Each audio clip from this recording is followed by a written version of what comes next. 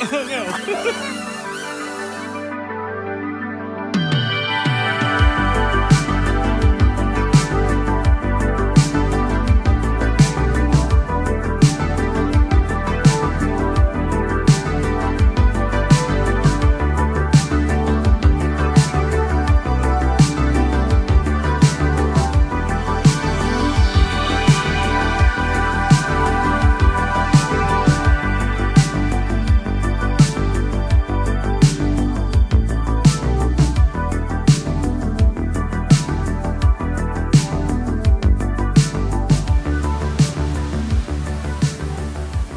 Oh hey, it's Wes, and today we're taking a look at something surprisingly unique on an already crowded market. As you know, the drone market is largely dominated by one company, and so it's always special and exciting when someone new-ish comes to the market with a new drone. And this one is kinda different. We're looking at the Hover X1. This tiny little foldable drone is a little bit different from a lot of other offerings in that there is technically no remote control for this. You can do manual control from your phone, but this is designed specifically to just be used on its own, tracking you and what you're doing in a variety of different ways. When we look closely at this, everything feels a little bit soft on our guards here, which that's kind of the point. You bump into something, you want it to bump and not shatter. The drone body itself is shockingly small. The propeller mounts are tied together and then magnetically close. There we go. There's a USB-C charging port on the side. This is mostly going to be used tethered to your phone for customizing modes and for downloading footage, which happens very easily, very quickly. On the top here, boop, we have the battery, which is quite small.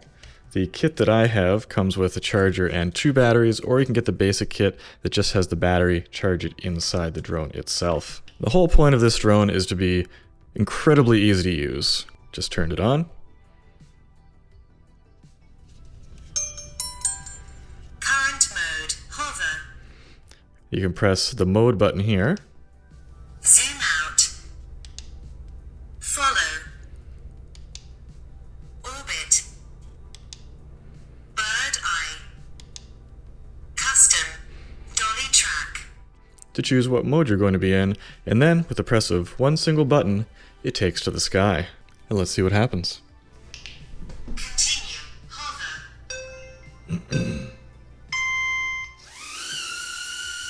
There we go.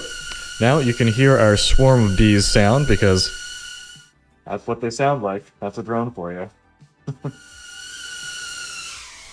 And you just put out your hand and it comes back to see you. There are a few different modes you can go into, of course, as you heard it explain. Thanks for stopping in for this video. Before you go any further, I'd love for you to hit that subscribe button so that we can continue to grow this channel together. Let's go for a walk and talk about this.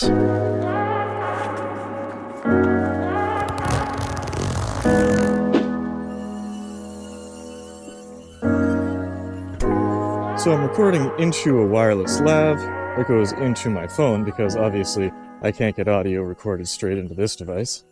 It is very cold today, and so it's a little bit difficult for me to test the battery life of this outdoors. I think it's minus 10 degrees Celsius right now, and that's a tough representation for battery life, because as you know, batteries don't work great in the cold. In other videos that I've made, it's been somewhere between minus 5 and minus 10 degrees Celsius, so that's going to be a common problem.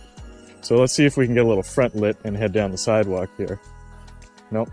The dolly track mode is one of the more difficult modes for it to do, because it has to try to stay in front of you, and as soon as you move around a little bit, it's going to end up becoming a problem. Let's see if I can orient myself in a better way here. Gotta manually turn this thing around. Should be able to see me pretty well with the sun straight on me. There we go. Of all the tracking modes, this one is the trickiest.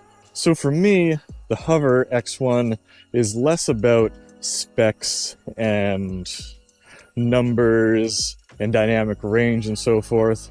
It is mostly about the convenience factor. I haven't gotten into drones in the past because, well, it's just a whole thing to get into with remote controls and charging and batteries.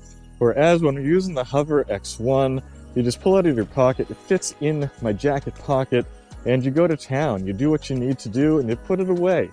There's no extra stuff going on, no memory cards, and literally, I had avoided getting into drones just because of that. The extra hassle, the extra space, the extra licenses. Thankfully, this one is small enough that it doesn't require those licenses as well. As a working professional, I have to be careful about licensing and things like that. The dynamic range, the resolution, it's just a little bit disappointing for me. It's like just on the cusp of where I need B-roll to be. And so I'm kind of hoping that there will be a Hover X2 pretty soon. For me, this is very much a consumer, influencer level drone, and I know what you're saying. This is not an expensive drone, it's not a big drone, I shouldn't be expecting that much of it, and sure, that's totally valid. But for my needs, if there was just a small step up above this one, this would be a perfect drone. When it comes to the hardware and how things work, honestly, I am shocked at how reliable this thing is. I'm currently using it in its least reliable mode, so keep that in mind. But I was expecting this thing to come out the door with some beta firmware. I got it super early from the manufacturer. There have been firmware updates consistently, but from the first time I turned it on, this thing has been shockingly reliable. I was expecting it to constantly be running into stuff because it doesn't have all those optical avoidance sensors all over it. So, you know, if you lead it through the branches and stuff, you are going to have some difficulties. But it has managed to survive my somewhat careless usage. I did have it once slam into a branch and then just eat snow like crazy. I was a little bit concerned, I have to admit, that it wasn't going to survive, but it did. If you are not so familiar with technology and all of those things, this drone will be fantastic for you. And what really I find interesting about this is that in many ways it bridges the gap. It's great for working professionals like me who don't want to invest time and money and training and gear space on a drone, but it's also great for families and for everyday people just looking to record their family outings without having to drag a bunch of stuff and hold a remote control and just divide their attention. You can just put this thing up, play with your kids, bring it back down, easy peasy. You don't have to worry about being distracted and not living in the moment. Now, obviously, it sounds like a swarm of bees going overhead. It's always going to be the case with the drone.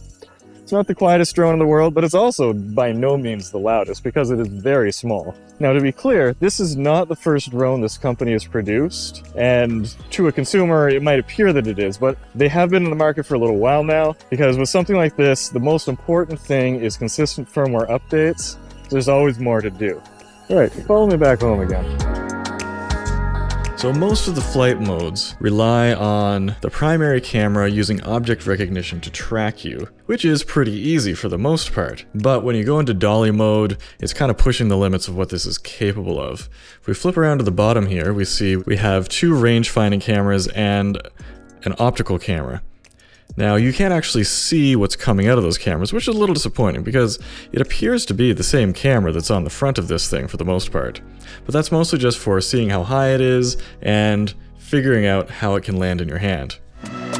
Speaking of finding ways of spending quality time with family, this video is brought to you by Good Food, Canadian meal delivery service. I've tried a few in the past and I found that as a vegetarian I didn't have very many options available to me, but on Good Food there are so many options and so many different varieties. Whether you're vegetarian or a meat eater or something in between, you can choose everything from real fancy foods to quick and easy, pre-cut portions to make your life and job easier. You can browse online or using their handy-dandy mobile app. Follow the link in the description and sign up for your free box if you're fortunate enough to be in Canada.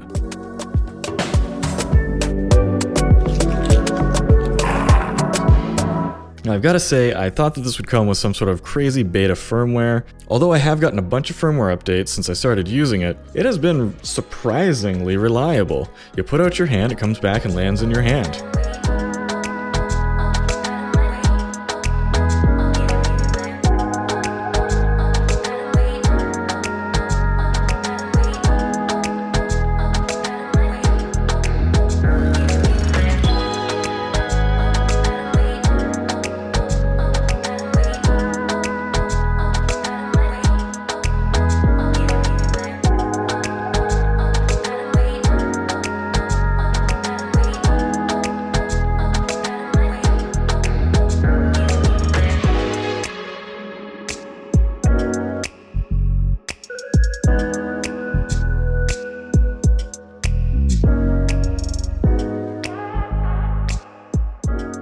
Alright, let's take a quick look at our modes that are easily accessible in the app.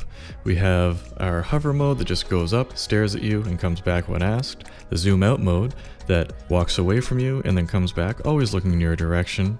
The follow mode that follows behind you, even if you're running. You have to be going pretty fast, like on a bike or something, to outrun it. The orbit mode, it just does once around. And the bird's eye goes straight up, comes straight back down. And the custom mode that allows you to do a bunch of things, but especially the dolly track. Inside each of these modes, there are a lot of different options for distance and height and speed and rotation. And as you can see here, for our video quality. Speaking of which, there are 3 recording modes in here. There is 1080 60p, there is 1080 HDR 30p, and 2.7K 30p. And as you can see, they have very different looks to them. Honestly, the 60p, even in good light, looks terrible. It is noisy and crunchy and over-sharpened.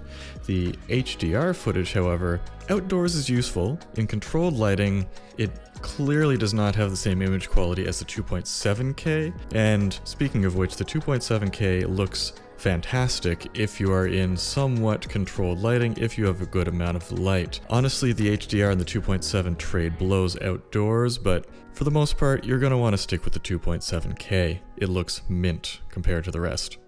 Manual control.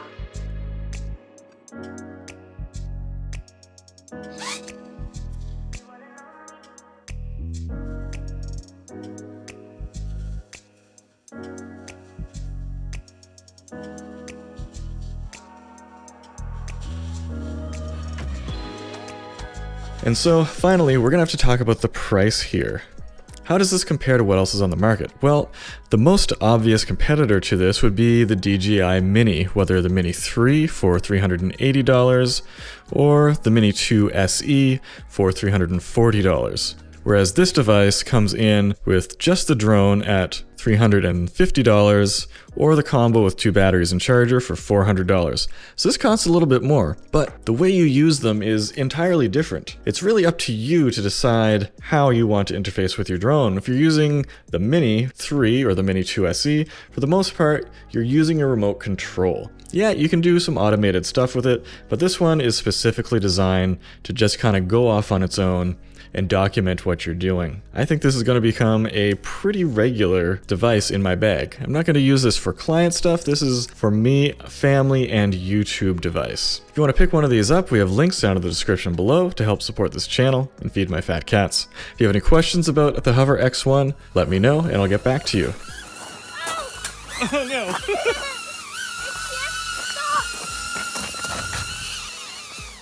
Collision detected.